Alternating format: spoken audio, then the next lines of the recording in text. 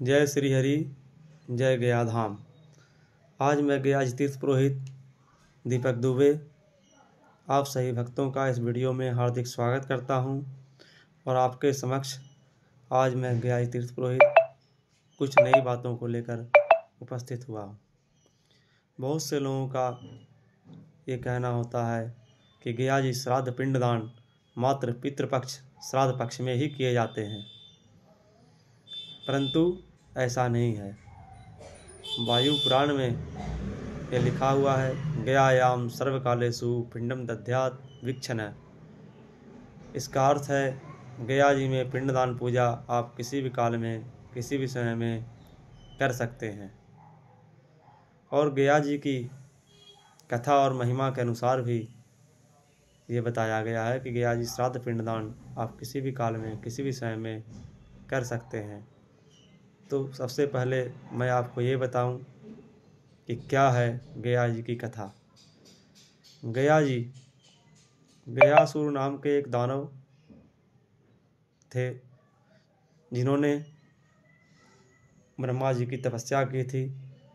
तपस्या करने के उपरांत उनको वरदान प्राप्त हुआ था कि जो भी आपका चरण स्पर्श करेगा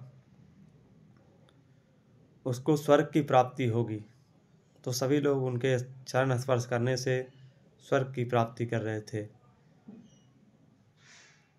तो भगवान यमराज ने उनसे कहा कि जब सभी लोग स्वर्ग प्राप्ति कर लेते हैं उनके चरण स्पर्श करने मात्र से, तो हमारे पास तो कोई कार्य रह नहीं जाता, तो इसका आप कुछ उपाय करें।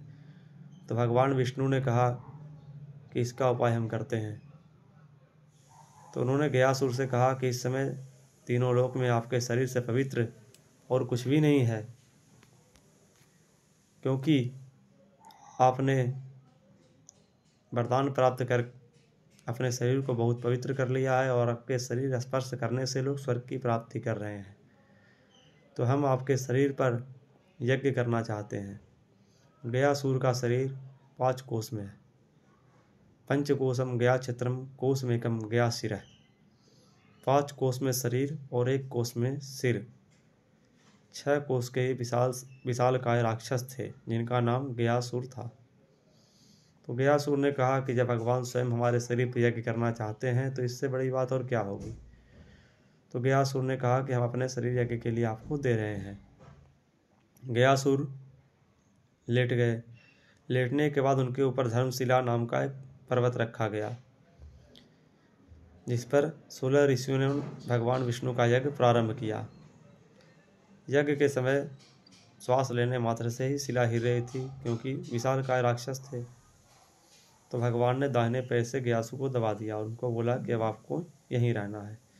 तो गयासुर ने कहा कि जब हम वरदान प्राप्त हमने किया और पाताल के नीचे दबे रहेंगे तो कौन हमको स्पर्श करेगा, कौन स्वर्ग की प्राप्ति करेगा और हमारे वरदान का क्या लाभ।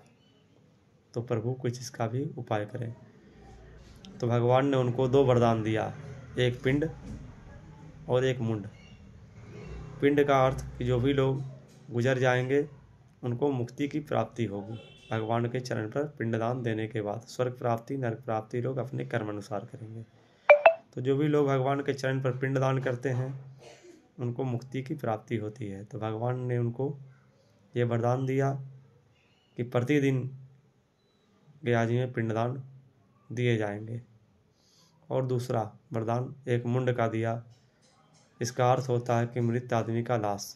तो गया जी में भगवान विष्णु के मंदिर के पास शमशान घाट है, जिसको वैष्णव शमशान बोला जाता है। तो एक लाश वहाँ पर प्रतिदिन जलना चाहिए, ऐसा उन्होंने उनको वरदान दिया।